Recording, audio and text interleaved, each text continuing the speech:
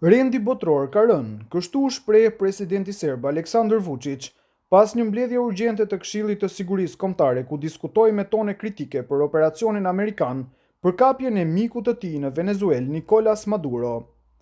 Pas veprimeve në Venezuelë, është plotësisht e qartë se rendi publik ndërkombëtar dhe karta e OKB-s nuk zbatohen, theksoi presidenti serb duke shtuar se ligji i forcës dhe ligji më të fortit po dominojnë botën.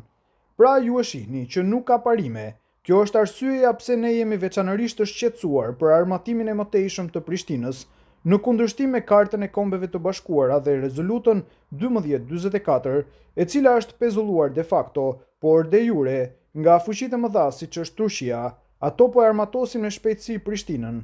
Një kërcënim i veçantë për sigurinë e Serbisë është aleanca ose bashkimi i sapo krijuar i Prishtinës, Tiranës dhe Zagrebit, i cili po zhvillohet në një fushë të gjerë që përfshin zhvillimet e përbashkëta të sistemeve komplekse luftarake, nga automjetet 4x4 deri te armët dhe mjetet më të fuqishme, tha Vučić, duke shtuar se Serbia po e monitoron nga afër këtë dhe po përgatitet për mbrojtje kundër atyre që pretendoi se tani po bëjnë kërcënime të hapura ndaj Serbisë. Duam t'ju themi se Republika e Serbisë po e ndjek këtë me kujdes dhe ne jo vetëm që po e ndjekim, por po përgatitemi edhe për të mbrojtur kundër atyre që as fshehur azi, por hapur kërcënojnë vendin ton.